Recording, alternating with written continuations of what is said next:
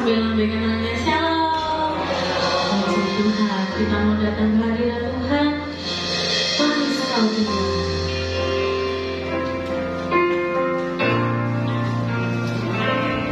Ya Tuhanku, aku hendak bernyanyi bagimu selama hidup. Ya aku hendak bermazmur bagimu selagi ku ada.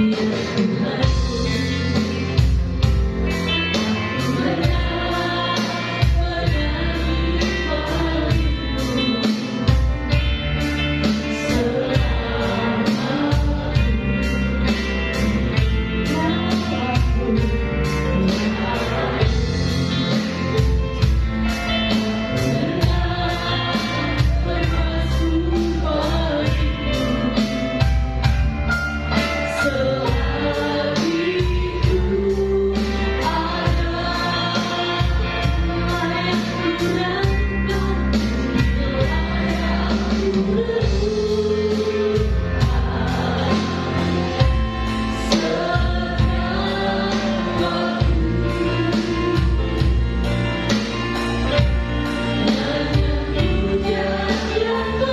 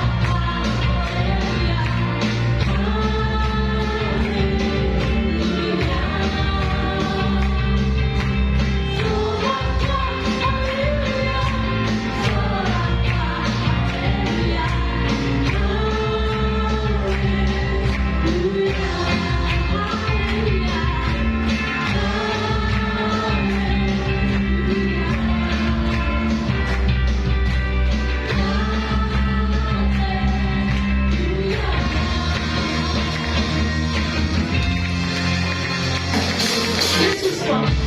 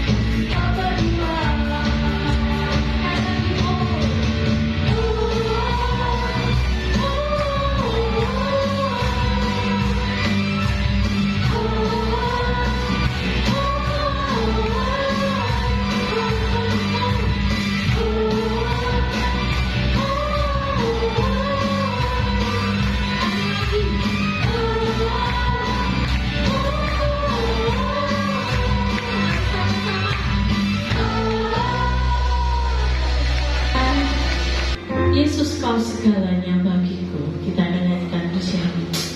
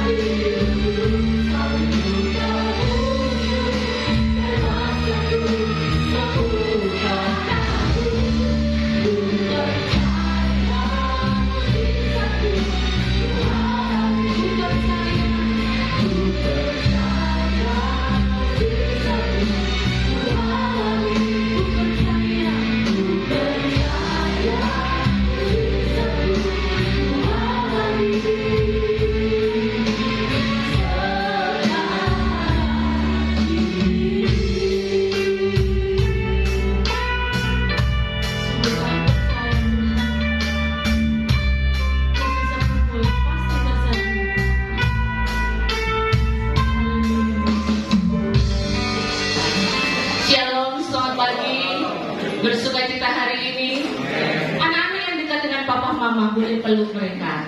I love you Pak, I love you Ma, gitu ya. Ya biasanya kalau sudah sebesar Matthew ini malu gitu ya. Kadang saya sering godain, kalau mama peluk di depan umum boleh enggak gitu ya, nggak mau gitu. Gitu kan, karena kalau sudah kayak gitu tuh sudah susah untuk dicium, susah untuk dipeluk. Nah yang dekat sekarang bisa peluk papa mamahnya gitu. Terima kasih ya sudah merawat, sudah kasih makan, sudah biayai sekolah gitu ya, sudah didik saya. Wah, sukacita sekali menjadi anak-anak itu bersukacita. Makanya yang anak-anak nikmatilah masa anak-anak ini gitu.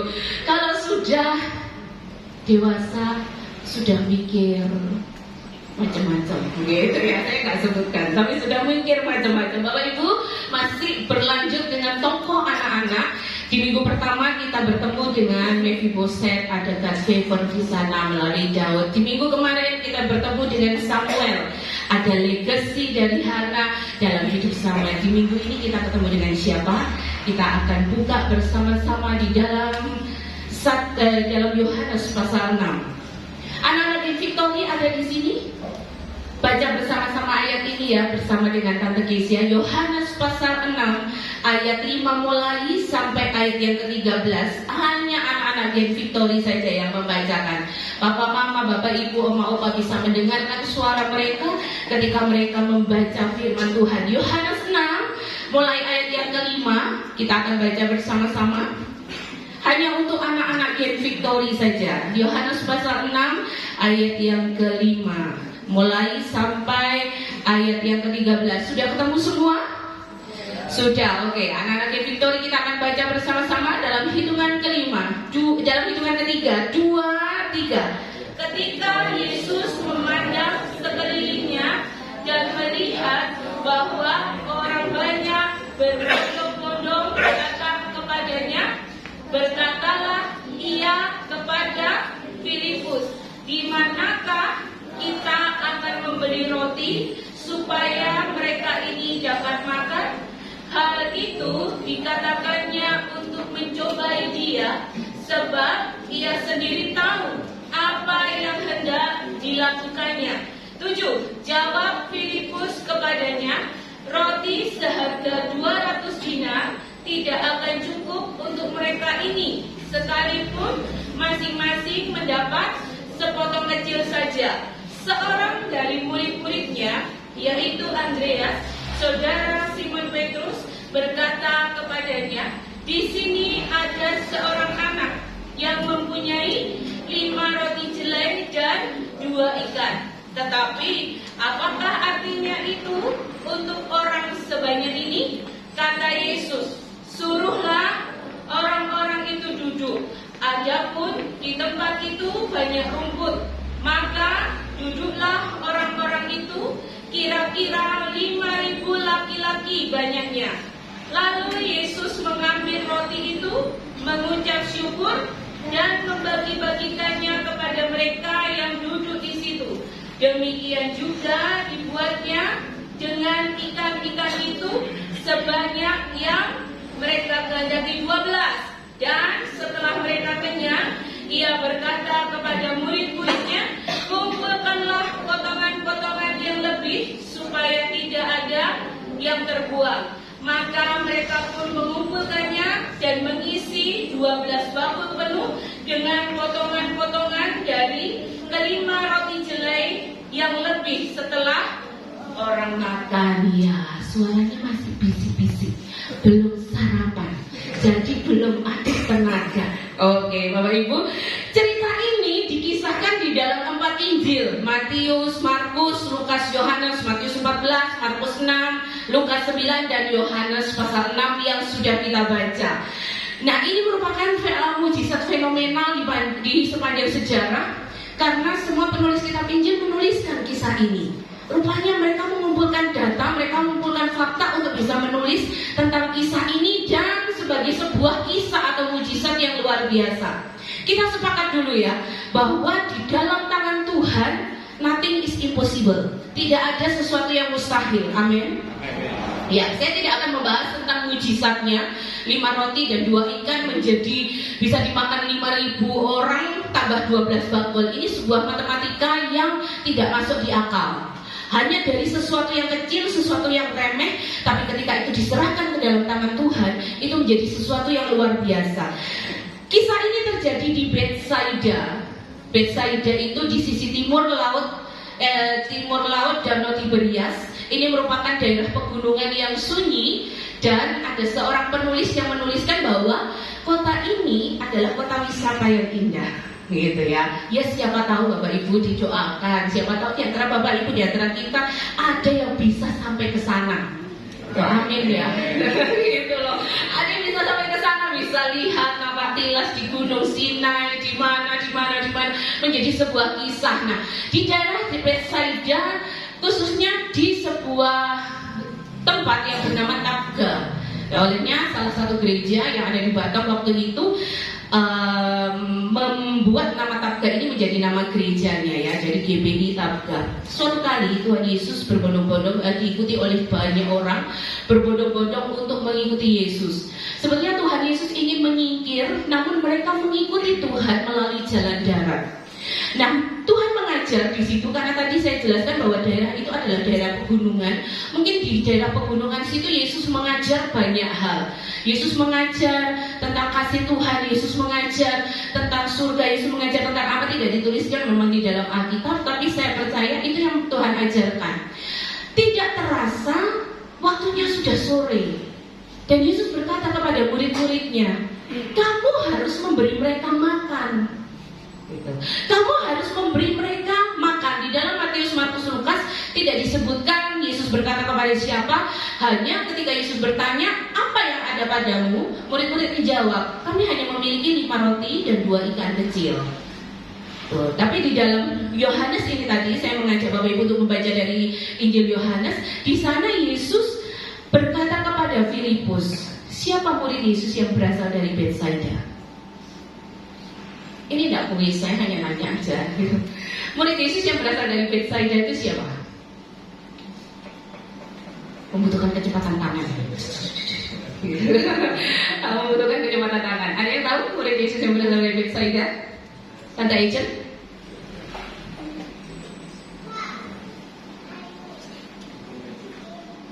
Ya, ada Simon Petrus. Tapi Filipus itu berasal dari Betsaida. Andreas juga berasal dari Betsaida. Nah, kenapa Yesus bertanya kepada Filipus gitu ya? Kenapa Yesus bertanya kepada Filipus? Mungkin Yesus berpikir bahwa Filipus tahu daerah itu. Ayat yang kelima tadi dikatakan dia bertanya kepada Filipus. Berkatalah ia kepada Filipus, di manakah kita akan membeli roti supaya mereka ini dapat makan? Nah, ketika hari sudah mulai gelap, kalau di bagian Injil yang lain dikatakan, Tuhan, suruhlah orang banyak ini pulang supaya mereka dapat menginap di daerah-daerah sekitar dan mereka dapat memberi makanan. Tapi Yesus berkata, kamu harus memberi mereka makan. Lalu Filipus berkata kepada Tuhan, di mana kita bisa membeli roti? Karena daerah itu adalah daerah yang sunyi, daerah yang sepi. Nah, kemudian salah seorang dari murid Yesus yang bernama Andreas ini, dia mengatakan bahwa di sini ada seorang anak yang mempunyai 5 roti jelai dan 2 ikan.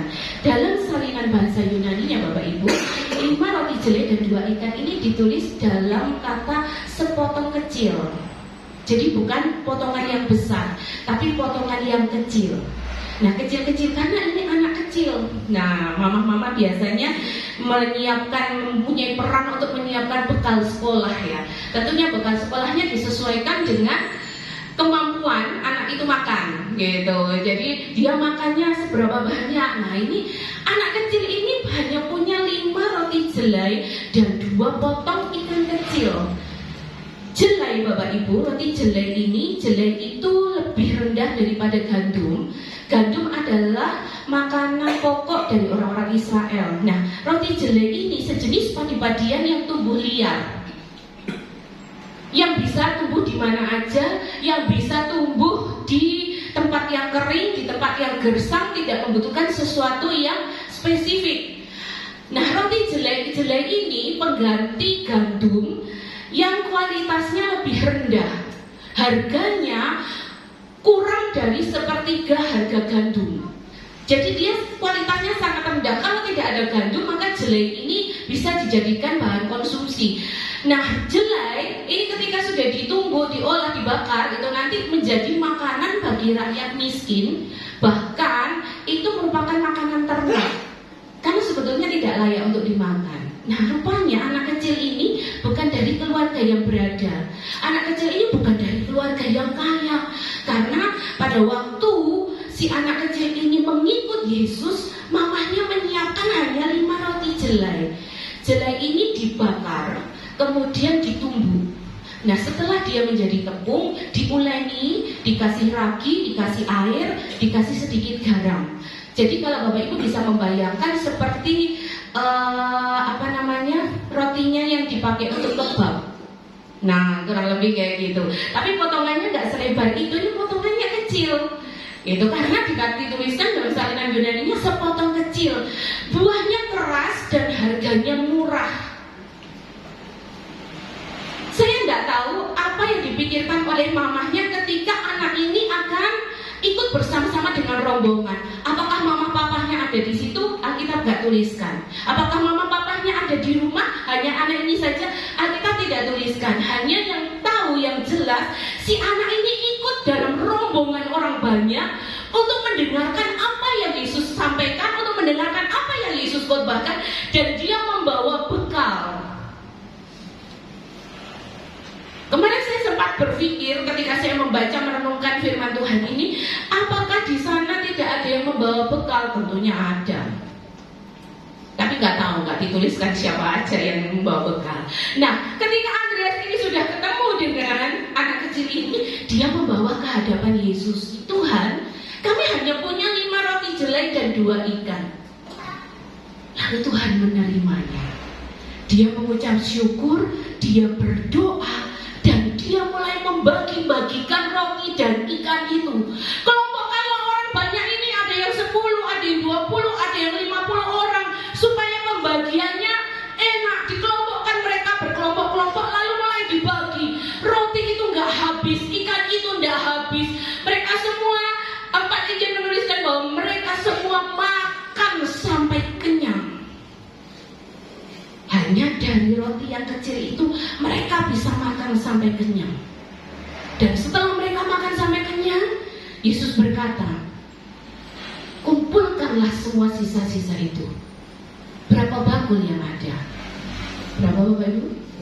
12 bakul. Wah, masih limpah, masih penuh, masih bisa dibagi. Orang banyak masih bisa membawa pulang. Bapak Ibu, ada satu hal yang menarik. Ketika Yesus mengetahui bahwa anak ini membawa 5 roti dan 2 ikan, Yesus tidak menolak itu.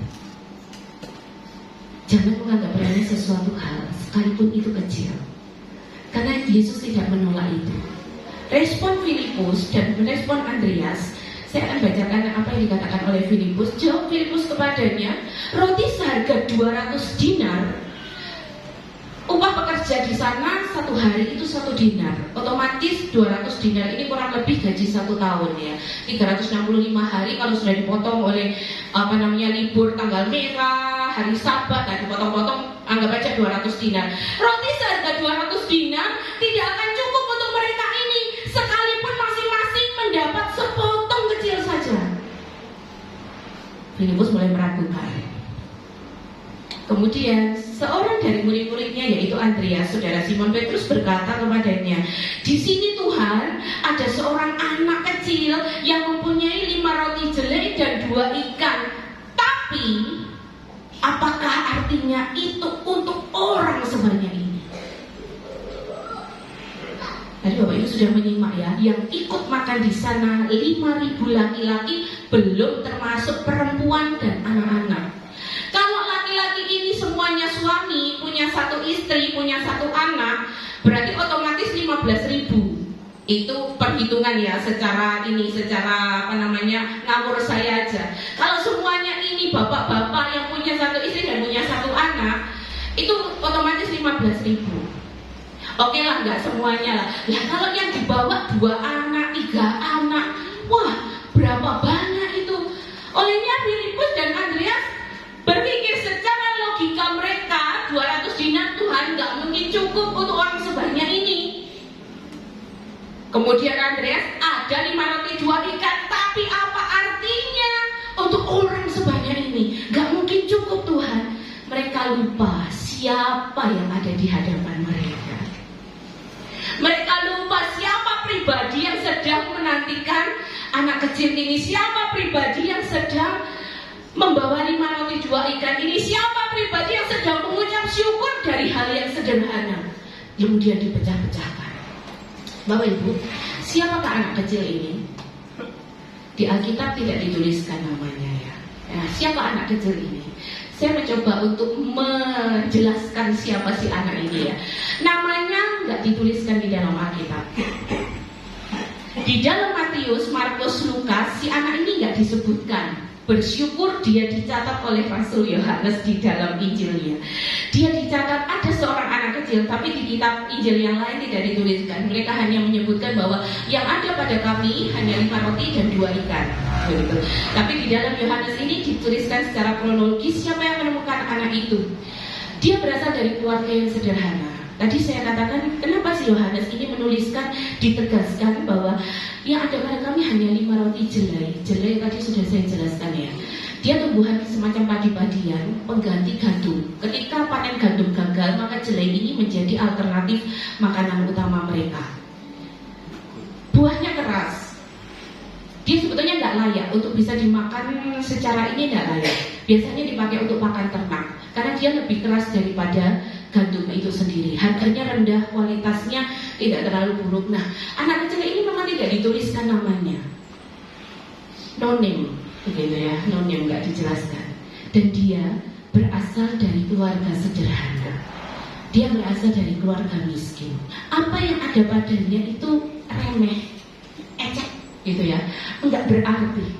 Tapi ketika itu diserahkan ke dalam tangan Tuhan, maka itu menjadi mujizat multiplikasi, pelipat gandaan. 5.000 orang bisa makan kenyang, bahkan masih sisa 12 bangkul. Dan dia dicatat disebutkan oleh Yohanes. Bapak Ibu, apa sih yang menarik dari si anak kecil ini? Di dalam Yohanes pasal 6 ayat yang ke-6, di sana dituliskan hal itu dikatakannya untuk mencobai dia. Tadi pertanyaan Yesus kepada Filipus, di manakah kita akan membeli roti supaya mereka ini dapat makan. Nah, hal itu dikatakan oleh Yesus untuk mencobai si Filipus. Sebab, perhatikan kalimat ini, ia sendiri tahu apa yang hendak dilakukannya.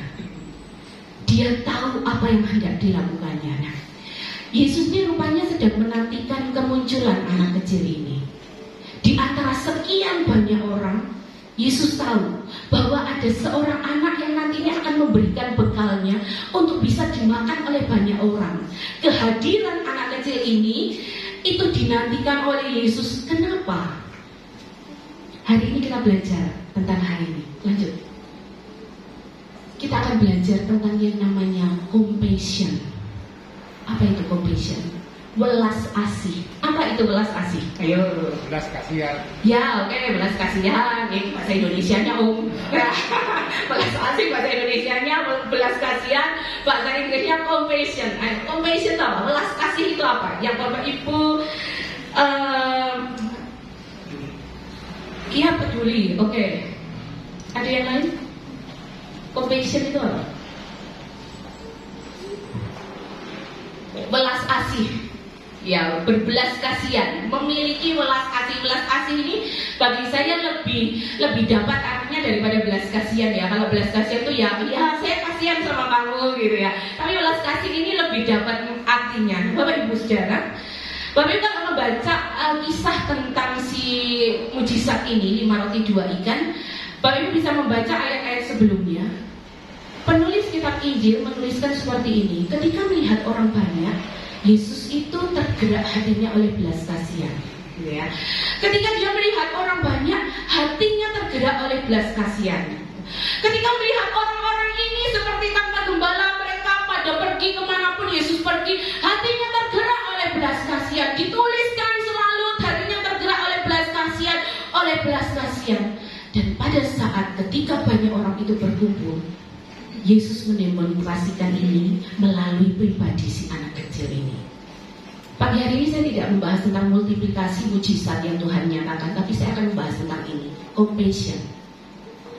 Sebelum-sebelumnya kalau Bapak Ibu mencermati, Yesus selalu dituliskan seperti ini, hati Yesus tergerak oleh belas kasihan. Melihat orang banyak, hatinya tergerak oleh belas kasihan. Hatinya tergerak oleh kepedulian, caring kepada orang lain, kepada banyak orang ini. Dan di saat mereka sedang berkumpul, Yesus sedang mendemonstrasikan apa yang sedang ia ingin ajarkan. Dan itu praktekkan langsung oleh si anak kecil ini. Bapak Ibu Saudara, saat Tuhan memilih seseorang untuk bisa dipakainya, itu gak tanggung-tanggung. Tuhan bisa pakai siapa saja. Tuhan bisa pakai semua orang. Apa yang ada padanya? Cuman 5 roti jelai, cuman 2 potong ikan kecil yang dia miliki. Nah, kemarin saya sempat ngobrol dengan Pak Sam, apakah nggak ada yang bawa bekal lain? Kemungkinan ada. Gak mungkin lah mereka nggak bawa bekal gitu ya, gitu bawa nasi sama ayam gitu kayak pagi hari ini ya Bapak Ibu ya. Sedikit repot untuk masak, untuk menyiapkan apapun itu. Nah, sedikit repot untuk itu, tapi pasti ada. Nah, terus pertanyaan saya yang kedua, jika anak kecil ini nggak ada, apakah ada mujizat makan untuk 5.000 orang? Sisa 12 bakul? Nggak ada. Ada. Tuhan punya banyak cara, tapi dia mau pakai si anak kecil ini dari keluarga sederhana yang nggak ditulis namanya, yang cuma bawa bekal sederhana, rotinya pun juga roti kualitas nggak bagus. Tapi Yesus mau, dia sedang menantikan ketika Yesus berkata, di manakah kita akan berkata kepada Filipus, dan Filipus bertanya, Yesus mengatakan bahwa dituliskan di Yohanes bahwa hal itu dikatakan untuk mencobai dia karena ia tahu apa yang hendak ia lakukan. Tuhan tahu, dan dia sedang menunggu kemunculan si anak kecil ini. Dia mau menceritakan kepada banyak orang bagaimana compassion yang anak ini punya. Kembali lagi, sebagaimana Samuel, pasti ada sosok di belakangnya. Anak ini juga pasti punya mama dan papa. Firman Tuhan tidak tuliskan bagaimana papa mamahnya mendidik dia. Tapi yang ada pada saat itu, ketika dia ada di hadapan Yesus dan dia memberikan apa yang menjadi miliknya, saya percaya mamahnya, papahnya didik anak ini untuk tidak pelit, untuk punya kemurahan hati, untuk punya kepedulian. Bapak Ibu, anak-anak ini sifatnya egois. Kalau dia punya sesuatu, pasti dia akan simpan, ini punyaku. Bisa aja si anak kecil ini ketika dia punya bekal, lo nggak tahu dia pulangnya sampai jam berapa. Dia punya bekal, nggak bisa Tuhan, nggak bisa Pak Andreas, nggak bisa Om Filipus, ini bekalku. Mamaku buatin ini buat aku, papaku suruh aku untuk bisa simpan bekal ini supaya bisa antisipasi ketika aku lapar. Tapi hal itu tidak dilakukan oleh anak ini. Dia menyerahkan itu kepada Tuhan. Dan ketika itu diserahkan kepada Tuhan, Tuhan Yesus mengucap syukur, Tuhan Yesus memberkati, dan ketika dipecah-pecahkan tidak habis. Ingat mujizat ini di Perjanjian Lama. Ada seseorang yang punya segenggam tepung dan minyak dalam buli-buli. Siapa dia? Iya, janda Sarfat. Ketika abdi Allah itu bilang, apa yang ada padamu? Tuhan, aku hanya punya segenggam tepung dan minyak dalam buli-buli. Ketika aku sudah selesai membuat roti ini, aku dan anakku makan, maka setelah itu kami akan mati. Karena kekeringan yang luar biasa di Israel pada waktu itu. Tapi apa kata Elia? Buatkan itu untukku. Buatkan itu dulu terlebih untukku. Dan apa yang terjadi? Minyak dalam buli-buli, tepung segenggam itu tidak habis sampai masa hujan. Sampai hujan itu ada di Israel. Terulang di dalam Perjanjian Baru, ada seorang anak kecil punya 5 roti dan 2 ikan. Itu sangat sederhana. Dan itu diwartakan Yesus melalui sebuah demonstrasi itu tadi. bahwa welas asih, compassion itu dimiliki oleh anak ini. Apa itu compassion, belas kasihan? Welas asih ini lebih dari sekedar simpati, lebih dari sekedar empati. Dan welas asih ini bukan pasif tetapi aktif. Karena dia akan bertindak, akan beraksi dengan apa yang ada di dalam hidupnya. Nah, ada 3 aspek Bapak Ibu, kita belajar tentang compassion pagi hari ini. Ada 3 aspek yang membentuk sebuah compassion. Yang pertama adalah mau, gitu ya. Mau. Compassion ini dilakukan atas inisiatif sendiri. Compassion ini dilakukan atas kerelaan sendiri. Compassion ini dilakukan atas kemauan sendiri, bukan atas ikut-ikutan, bukan dilatar belakangi atau didasari karena ikut-ikutan. Oh iya, karena banyak orang menolong, makanya saya juga ikut-ikutan. Tidak. Compassion ini tidak didasari karena dorongan. Kamu loh, kamu mampu, kamu harusnya bisa bantu. Enggak.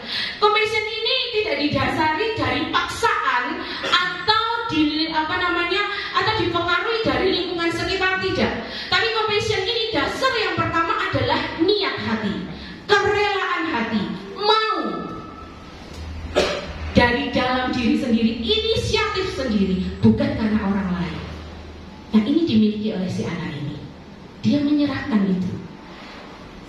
Ketika itu diserahkan kepada Tuhan, itu diserahkan kepada Yesus, maka hal itu jadi kemauan, bukan karena dorongan orang lain, bukan karena paksaan. Yang pertama adalah mau. Anak kecil ini nggak pelit, Bapak Ibu. Dia nggak karena paksaan, dia kemauan atas dirinya sendiri. Yang kedua, aspek yang membentuk compassion ini adalah sesama.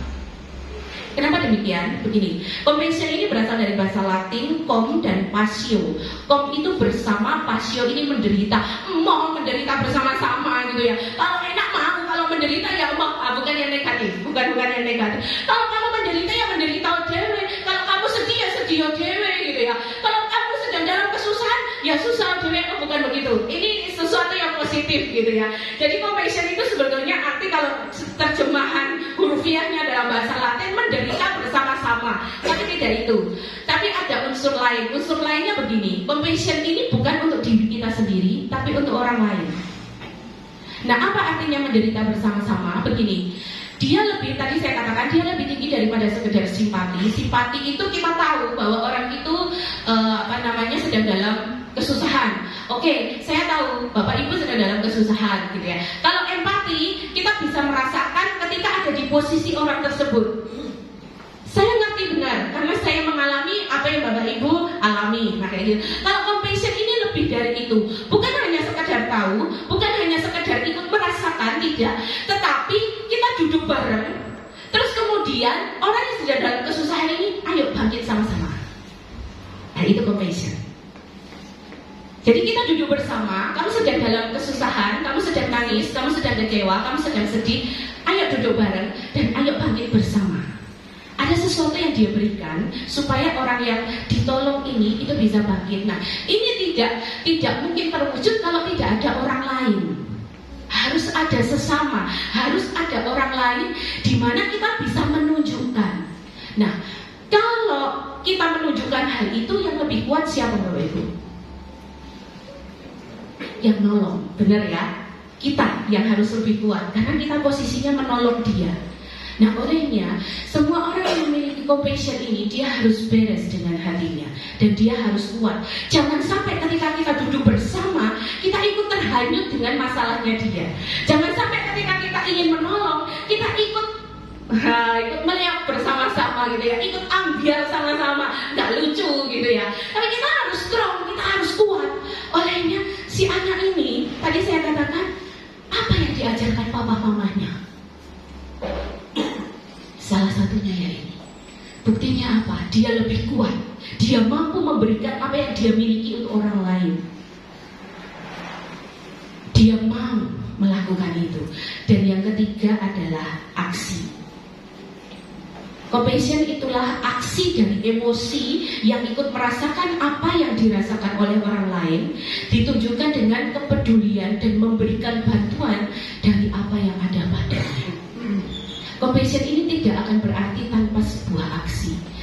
dia tidak beraksi, jatuhnya hanya empati. Apalagi kalau dia cuek, jatuhnya hanya simpati, gitu ya. Hanya simpati, empati, tapi compassion, welas asih ini adalah sebuah aksi nyata dari apa yang harus dia lakukan untuk menolong orang lain. Nah, dewasa ini berkembang namanya self compassion, menolong diri sendiri dulu, ya, self care itu. Kenapa? Karena kalau kita tidak menolong diri kita sendiri, kita mustahil bisa menolong orang lain. Kita sendiri dulu bangkit, kita sendiri dulu mampu, kita sendiri dulu kuat, baru kita bisa melakukan itu untuk orang lain. Nah, pagi hari ini kita belajar tentang yang namanya compassion ini. Dari seorang anak yang punya 5 roti dan 2 ikan. Terkadang kita hanya belajarnya, oh ya 5 roti 2 ikan, silakan kepada Yesus, bisa memberi makan 5.000 orang laki-laki, sisa 12 bakul. Ya, tadi kita sepakat ya di awal bahwa nothing is impossible. Ketika diserahkan ke dalam tangan Tuhan, tidak ada sesuatu yang mustahil. Kita sudah sepakat, dan itu Tuhan bisa lakukan sesuai dengan iman percaya kita kepada Tuhan. Tapi ada sisi lain yang saya ingin ambil, Bapak Ibu, dari anak kecil ini yang memiliki welas asih, yang memiliki compassion. 3 aspek pembentuk compassion apa saja? Yang pertama, mau. Yang kedua, sesama, untuk sesama. Yang ketiga, aksi, ya, mau atas inisiatif sendiri untuk sesama kita. Dan yang ketiga, ayo beraksi. Karakter yang terkandung di dalam compassion ada banyak ternyata. Kemarin ketika saya belajar, di dalamnya ada banyak sekali karakter yang membentuk sebuah compassion ini.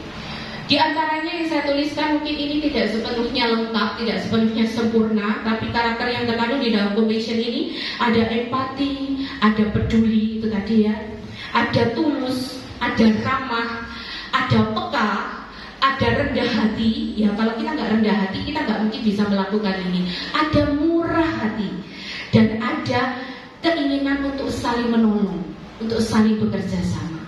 Nggak usah jauh, mulai dari keluarga. Apa yang dibutuhkan? Mungkin anak-anak kita, compassion kita terhadap mereka apa? Welas asih kita kepada mereka apa? Mengajarkan, memberikan legacy, memberitahu kepada mereka bahwa ada Tuhan yang senantiasa menopang hidup mereka. Kepada sesama, Bapak Ibu bisa ajarkan ini kepada teman-teman. Olehnya bukan kebetulan, pagi hari ini saya mengajak Bapak Ibu untuk kita bisa menikmati minggu berkat, gitu ya. Saling peduli dengan sesama kita. Mungkin nanti akan di-change satu dengan yang lainnya. Ya, aku lupa bawa ayam bakar, olehku ngene, ya nggak apa-apa, terima kasih, puji Tuhan, gitu ya. Puji Tuhan, nggak usah hitung-hitungan. Nah, di dalam compassion ini, Bapak Ibu, salah satu hal yang ini, ketika kita menolong orang lain, kita tidak hitung-hitungan terhadap itu. Bukan karena kita menolong, ya aku berharap kamu nanti kalau aku butuh, kamu nolong juga ya. Enggak, itu tidak ada di dalam sebuah compassion. Jadi dia melakukannya dengan tulus, tanpa pamrih. Bahkan dia tidak menginginkan balas budi. Kalau memang Bapak Ibu mendapatkan itu, olehnya Bapak Ibu yang tergerak hatinya, ya beberapa kali saya bilang sama Pak Sam, kayak gini, saya cerita gini, ya Pak Sam selalu ngomong gini. Kalau kamu tergerak, kalau kamu istilahnya mau berbuat baik, jangan ditunda. Nanti itu tidak akan nggak akan pas pada waktunya. Jadi lakukanlah kalau memang Tuhan gerakkan. Kadang ada beberapa sisi yang memang panggilan itu kuat, tergerak gitu ya. Kayak beberapa waktu lalu saya mengunjungi teman gitu. Panggilan itu kuat dan ternyata ya dia sedang membutuhkan bantuan doa, dia sedang membutuhkan kekuatan. Nah, itu panggilan itu kuat, jangan ditunda. Jangan ditunda. Kalau kamu punya itu, nah, kalau Bapak Ibu punya itu, siapapun itu, orang yang mungkin, aduh kamu ini dalam hidupmu kamu tidak berbuat baik kepada saya, tapi jangan hitung-hitungan dengan masalah itu. Kalau Tuhan gerakkan Bapak Ibu untuk punya compassion, welas asih, lakukan itu. Karena kita akan baca ayat yang terakhir. Saya ajak Bapak Ibu untuk membaca ayat ini ya.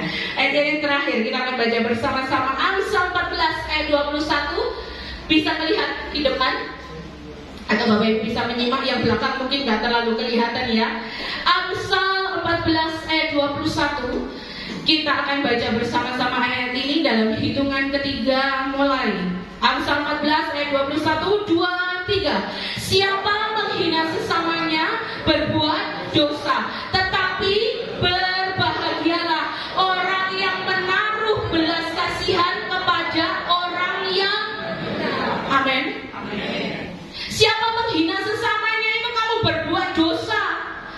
Tapi berbahagialah orang yang memiliki compassion kepada sesamanya. Berbahagialah orang yang menaruh belas kasihan kepada sesamanya. Yang kedua, Amsal 19 ayat 17. Kita akan baca bareng-bareng lagi.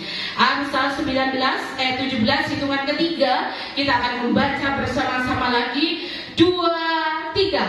Siapa menaruh belas kasihan kepada orang yang lemah, memiutangi Tuhan yang akan membalas perbuatannya itu. Amin. Dikatakan tadi, siapa menaruh belas kasihan, dia berbahagia. Yang kedua, Bapak Ibu, ini keren. Kenapa? Karena kalau kita memiliki compassion kepada sesama kita, apalagi kepada mereka yang lemah, apalagi kepada mereka yang sedang kesulitan, dikatakan di dalam ayat ini apa? Memiutangi Tuhan. Kasih pinjaman ke Tuhan, dan Tuhan akan balas itu. Kalau Tuhan balas itu gak akan ecek-ecek. Pasti kalau Tuhan balas itu tuh, wah, pembalasan Tuhan dalam kehidupan kita, kalau kita bisa melakukan segala firman-Nya itu luar biasa. Kita menaruh belas kasihan kepada orang yang lemah, dikatakan oleh Amsal, berbahagia. Dan ketika kita menaruh belas kasihan kepada orang yang lemah, kepada sesama kita, dikatakan bahwa memiutangi Tuhan. Ini luar biasa. Tuhan akan bayar rekening kita, gitu ya. Tuhan akan bayar ke hidup kita. Tuhan akan bayar ke anak cucu kita. Minggu lalu kita belajar, orang-orang yang benar, orang-orang yang takut akan Tuhan, itu punya warisan yang istimewa. Apa yang Bapak Ibu Saudara tabur sekarang mungkin belum dituai, tapi nanti anak cucunya itu yang akan menuai. Warisan mereka istimewa. Warisannya apa? Salah satunya adalah tentang compassion ini, belas kasih, kepedulian kepada sesama. Mari hari ini spesial hari anak, kita belajar menanamkan nilai-nilai kepada anak-anak. Dole, kamu kalau punya pulpen, kalau kamu punya jajan, kalau temanmu ada yang kesulitan, bagian yole, dibagi ya, ojo medit-medit, ojo pelit-pelit, gitu ya, ojo punya sifat yang ini. Kenapa Tuhan pakai anak-anak, Bapak Ibu? Ketika murid-muridnya sedang menghalang-halangi mereka, untuk apa sih anak-anak ini ribet? Tapi Tuhan bilang, jangan menghalang-halangi mereka, biarkanlah mereka datang kepadaku. Olehnya papa mama yang mengantar anaknya datang beribadah, berkat yang ada dalam kehidupan bapak mama. Langkah-langkah kaki Bapak Ibu yang mengantar anaknya, yang nunggoni anaknya, yang merekakne anaknya datang beribadah, itu berkatnya beda. Para agent yang melayani anak-anak, sekalipun mumet, pusing dengan berbagai macam pergumulan sendiri, yang harus setiap minggu belajar, ini apa ya maksudnya, ini harus belajar apa, ekstra keras, apalagi zaman sekarang. Terima kasih untuk para agent. Bapak mama bisa memberikan apresiasi mereka yang dampingi anak-anak setiap hari. Sudah baca ayat mas, sudah baca ayat hari ini, ditunggu laporannya, gitu ya. Tunggu laporannya sekarang, mulai centang-centang, mikir setiap minggu ayat peragamnya apa ya, aktivitasnya apa ya, lagunya, latihannya, effortnya mereka. Tuhan memberkati. Belas kasih dari para agent. Papa mama juga peduli kalau punya berkat lebih. Agent ini juga bisa ditraktir makan bakso kan, itu ya. Diaminkan sama agent, amin. Ditraktir makan bakso lah, kasih Yupi 1 gitu. Dan itu perhatian kecil-kecil itu sebagian dari compassion gitu ya. Sebagian dari compassion mereka yang giring anak-anak untuk ikut Tuhan, untuk takut akan Tuhan. Jadi pagi hari ini, nanti setelah ibadah ini, anak-anak bisa berkumpul, kita akan punya acara spesial untuk anak-anak. Nanti anak-anak bersama dengan tante agentnya ya. Masih ingat gak tante agentnya siapa? Masih ingat ya, yang tiap hari WA terus gitu ya. Kita mau bersuka cita. Kenapa Tuhan memberikan perhatian kepada anak-anak? Dia mengecam kepada siapa yang menyesatkan anak-anak ini. Dituliskan di dalam Matius bahwa batu kilangan diikatkan pada lehernya, dicemplungkan ke laut. Tidak bisa muncul ke permukaan. Batu itu tontonan, bisa puluhan ton, langsung mendelep. Barang siapa menyesatkan anak-anak kecil ini, nah dikatakan belajarlah dari ketulusan anak-anak ini. Barang siapa menyambut anak kecil ini, dia menyambut Yesus. Olehnya Bapak Ibu, sayangilah anak-anak Bapak Ibu yang sudah mulai males datang ibadah. Ayo pelan-pelan diomongi, dinasehati, nak, elingo Tuhan. Nanti suatu kali nggak pisah dengan papa mama, kamu tetap bisa gadol Gusti. Ayo elingo Tuhan, Tuhan yang disembah oleh mbah kakungmu, mbah utimu, Tuhan yang disembah oleh bapak ibumu. Tuhan itulah yang sama yang harus kamu utamakan. Begitu ya. Itu salah satu bentuk compassion, care, peduli terhadap anak-anak. Sudah ke gereja belum? Yang kuliah di luar kota, yang kerja di luar kota, hari Minggu sudah datang beribadah belum? Salah satu bentuk compassion Bapak Ibu kepada anak-anak. Tapi pagi hari ini kita belajar bahwa orang yang berbelas kasihan itu, orang yang memiliki compassion, dia akan berbahagia dan dia memiutangi Tuhan. Catat baik-baik ya, Tuhan berhutang kepada saya. Itu ya, kalau ya harus anakin nuntut. Puji Tuhan pagi hari ini. Hidupku menggenapi firman-Mu, tanda mujizat sertai tiap langkahku. Kau bersamaku di dalamku, jadi bukti kebesaran. Hidupku menggenapi firman-Mu, hidupku menggenapi firman-Mu, tanda mujizat sertai tiap langkahku. Kau bersamaku di dalamku, jadi bukti kebesaran-Mu.